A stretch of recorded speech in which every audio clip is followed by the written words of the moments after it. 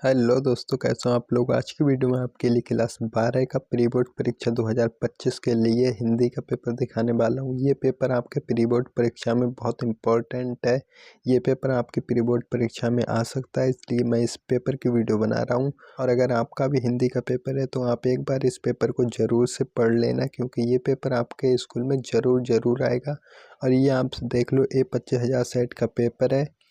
आपका ज़्यादा टाइम बर्बाद ना करते हुए हम सबसे पहले इसके कुछ क्वेश्चन आंसर देखेंगे। इससे मैंने कुछ भी हल नहीं किया है, क्योंकि हिंदी का पेपर है, ये आप देख ही लोगे। इसमें सबसे पहला बहुविकल्प है, आधे अधूरे के लेखक हैं।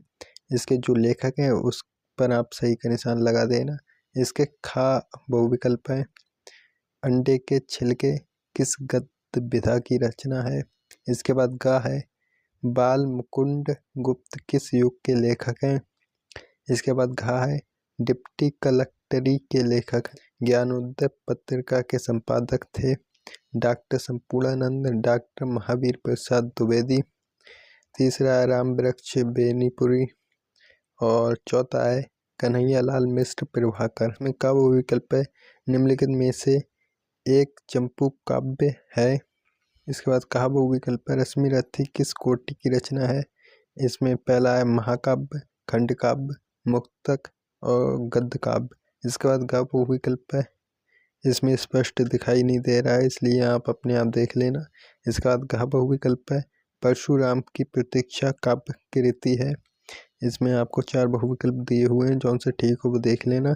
अड़ा है, दिनकर को ज्ञानपीठ पुरस्कार मिला, कब मिला था, यानी कि इनको 1970 में, 1971 में, 1972 या 1974 में। इसके बाद आपका तीसरा प्रश्न आ जाता है, निम्नलिखित गद्यांश पर आधारित प्रश्नों के उत्तर दीजिए। आपको ये गद्यांश देखने के लिए मिलता है, इसे आप एक बार पढ़ के देख लेना। इसमें जौन से भी प्रश्न आपसे पूछे गए हैं उन प्रश्नों का आंसर आप इसमें से देख के दे देना। इसका पहला प्रश्न था जो इसमें आपको पाठ का नाम और लेखक का नाम देना होता है। इसके बाद खा प्रश्न है आपका, इसमें रेखांकित अंश की व्याख्या कीजिए। इसके बाद गा प्रश्न है आपका, कुछ लोग निंदा को किस प्रकार महत्व देते हैं। इसके बाद घा प्रश्न है, निंदा को अपनी पूंजी समझकर निंदक प्रवृत्ति के लोग क्या करते हैं। इसके बाद अगला प्रश्न है, निंदक दूसरों की निंदा करने में किस प्रकार तल्लीन हो जाते हैं। इसके बाद अथवा में आपको एक गद्य और देखने के लिए मिलेगा, इसे भी आप अच्छे से पढ़ के और इसके नीचे जो आपको प्रश्न दिए गए हैं इन प्रश्नों के आंसर दे देना। अगर आपको ऊपर वाला नहीं आता तो नीचे वाला कर देना, नीचे वाला नहीं पता तो ऊपर वाला कर देना। इसके बाद आपका चौथा प्रश्न आ जाता है, इसमें आपको पद्यांशों के आधार पर प्रश्नों के उत्तर देने हैं। इसमें आपको 2 पद्यांश देखने के लिए मिलेंगे। 5वें प्रश्न पे आ जाते हैं, जिसमें आपको लेखक के जीवन परिचय लिखने हैं। इसमें आपका का खंड है, जिसमें निम्नलिखित लेखकों में से किसी एक लेखक का साहित्यिक परिचय देते हुए उनकी प्रमुख रचनाएं लिखिए। इसके बाद आपको ख खंड है, जिसमें आपको निम्नलिखित में से किसी एक कवि का जीवन परिचय देते हुए उनके प्रमुख कृतियों का उल्लेख कीजिए। इसमें आपको 3 कवि दिए हुए हैं, जिनमें से आपको एक कवि का जीवन परिचय लिखना है। इसके बाद प्रश्न 6 पे आ जाते हैं, बहादुर अथवा पंचलाइट कहानी के प्रमुख पात्र का चरित्र चित्रण लिखिए। सीमा 80 शब्दों में लिखना है ये आपको बहादुर या पंचलाइट कहानी के प्रमुख पात्र का चरित्र चित्रण। इसके बाद आपको अथवा में देखने के लिए मिलता है, ध्रुव यात्रा कहानी के उद्देश्य पर प्रकाश डालिए। इसके बाद आपको 7वां प्रश्न देखने के लिए मिलता है, स्वपठित खंड काव्य के आधार पर नायिका का चरित्र चित्रण लिखिए। इसके अथवा में भी आपको एक देखने के लिए मिलता है, स्वपठित खंड काव्य के अंतिम सर्ग की कथा अपने शब्दों में लिखिए। इसके बाद आपको खंड खा देखने के लिए मिलता है, जिसमें आपका 8वां प्रश्न है। इसमें का प्रश्न है, दिए गए संस्कृत गद्यांशों में से किसी एक का संदर्भ सहित हिंदी में अनुवाद कीजिए। इसमें आपको 2 गद्यांश दिए हुए हैं, एक अथवा में है, एक ऊपर है। इनमें जौन सा बताओ वो आप कर देना। इसमें आपको इनका संदर्भ भी लिखना होता है। इसके बाद आपको खा प्रश्न है, दिए गए पद्यांशों में से किसी एक का संदर्भ हिंदी में अनुवाद कीजिए। इसमें आपको 2 पद्यांश दिए हुए हैं, एक ऊपर है, एक अथवा में। आपको जौन सा पता हो वो वाला कर देना। इसके बाद आप 9वें प्रश्न पे पहुंच जाते हैं, निम्नलिखित मुहावरों और लोकोक्तियों में से किसी एक का अर्थ लिखकर अपने वाक्य में प्रयोग कीजिए। इसमें आपको किसी एक का अर्थ लिखना है और उसे वाक्य में प्रयोग करना है। जैसे आस्तीन का सांप हो गया, अंग अंग ढीला होना, घोड़े बेच कर सोना और घाय चंपत होना।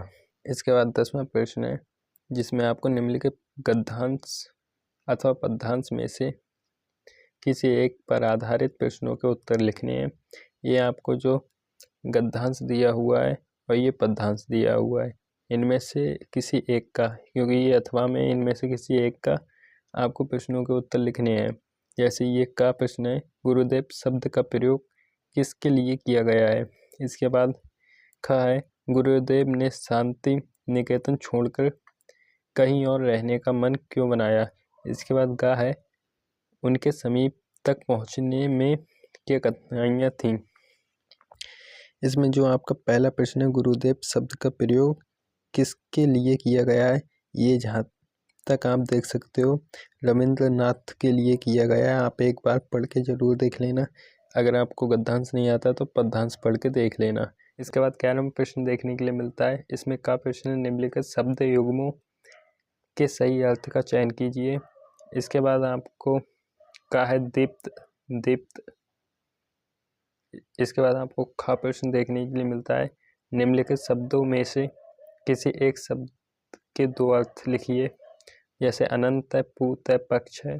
इसके बाद गा प्रश्न है, निम्नलिखित वाक्यों के लिए एक सही शब्द का चयन करके लिखिए। नंबर पहला है, जानने की इच्छा रखने वाला, जानकर, ज्ञानी, जिज्ञासु, बुद्धिमान। इसके बाद दूसरा है, जो सामान्य नियमों के विरुद्ध हो। इसके बाद घ प्रश्न है, निम्नलिखित वाक्यों में से किन्हीं दो वाक्यों को शुद्ध कीजिए। जिसमें पहला है, आपने मुझे आशा देकर निराशा दी। दूसरा है, आज रविवार का दिन है। तीसरा है, ईश्वर सबका भाग्य विधाता है। और चौथा है, वह धर्मार्थ के लिए दान दे रहा है। इसके बाद 12वां प्रश्न है, जिसमें का प्रश्न है, करुणरस अथवा हास्यरस के स्थायी भाव के साथ उदाहरण अथवा परिभाषा लिखिए। इसके बाद खा है, अनुप्रास अथवा भ्रांतिमान अलंकार का लक्षण और उदाहरण लिखिए। इसके बाद गा है, सोरठा अथवा हरिगीत का छंद का लक्षण, मात्रा, सहित तथा उदाहरण लिखिए। इसके बाद 13वां प्रश्न है, जिला परिषद के अतिरिक्त मुख्य अधिकारी को हिंदी तंकणकर्ता के पद हेतु एक आवेदन पत्र लिखिए। इसके अथवा में भी आपको एक और दिया गया है, अपने क्षेत्र में प्रदूषण से उत्पन्न स्थिति का वर्णन करते हुए किसी दैनिक समाचार पत्र के संपादक को एक पत्र लिखिए। इसके बाद आपको 14वां प्रश्न देखने के लिए मिलता है, निम्नलिखित विषयों में से किसी एक विषय पर अपनी भाषा शैली निबंध लिखिए। तो आपको इन 4 टॉपिकों में से किसी एक टॉपिक पर निबंध लिखना है, जो आंसर भी आपको ठीक लगे, जिस पर आप लिख सको। तो ये था आपका हिंदी का पेपर, जो आपके परीक्षा के लिए बहुत इम्पोर्टेंट है। आप इसे एक बार हल करके ज़रूर देख लेना, क्योंकि ये पेपर आपकी परीक्षा में आ सकता है। और हमारे चैनल को सब्सक्राइब कर लेना अगर पहली बार हो, और हमारी वीडियो को भी लाइक कर देना। मिलते हैं फिर नेक्स्ट वीडियो में, तब तक के लिए धन्यवाद।